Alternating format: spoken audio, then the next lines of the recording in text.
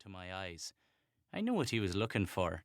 I'd been told all about it by a lame and wheezy anarchist who was making his 7th try at landing. "They see the limb, but never the brain," he said. "The fools, when they confront the fact that I am too dangerous for their country, then I will happily turn my back on it. But until then, I commute between Southampton and their Ellis Island." If you could afford first or second class, I told him, you wouldn't have to set foot on the island. "You think I am not aware of this?" he said.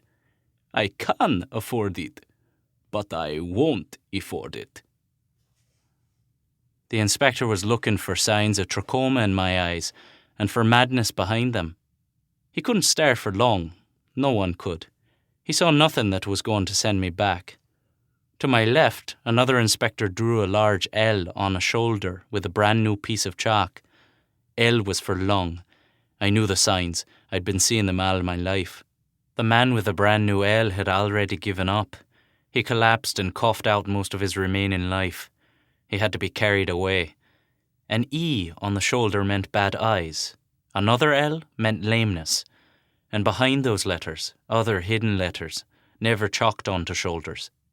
J for too Jewish, C for Chinese, SE too far south and east of Budapest.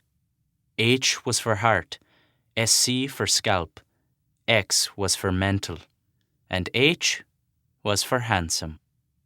The guard stood back and I walked the few steps to the next desk. I let my heels clip the Spanish tiles. 2 beautiful sisters held each other as they were pushed back.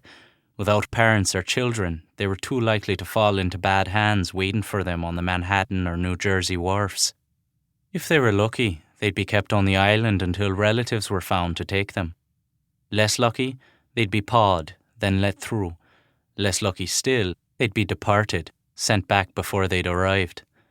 I handed my passport and papers to the Immigration Bureau officer. He opened the passport and found the $10 note I'd left in its centre. The note was gone before I saw it missing. I'd taken it from the wheezy anarchist. Its loss didn't sting. Then came the catechism, the questions I couldn't get wrong. "What is your name?" Henry Drake. "Where you from?" London. "Why have you come to the United States?" Opportunity. So far, so easy. But he stopped. He looked at me. "Where are you travelling from, sir?" he asked me. It wasn't one of the questions. London, I said. He seemed to be staring at the word as I spoke it. "You were a born Englishman, sir?" He read my latest name. "Mr. Drake?" Yes. "Henry Drake?" Yes. "And where is Mrs. Drake, sir?" She's in my dreams. "So you're traveling alone, sir, is that right? You are an unmarried man." That's right. "And how do you intend supporting yourself, sir?" We were back on track. By working very hard. "Yes, and how, sir?" I'm a salesman." "And your specialty?" I shrugged. Everything and anything. "All right. And do you have sufficient funds to sustain you until you commence selling everything?" I do." He handed me a sheet of paper. "Could you read this for me, sir?" We, the people of the United States, in order to form a more perfect union, and as I strolled through the literacy test, I could feel Victor, my brother, beside me, his leg pressed against mine in the school desk, and Miss O'Shea at my shoulder, my teacher and wife, the mother of the daughter I suddenly missed, her wet fingers on my cheek, and secure the blessings of liberty to ourselves and our posterity, do ordain and establish this Constitution of... He took the paper from my fingers. He picked up a rubber stamp and brought it down on top of a card. I read the stamp.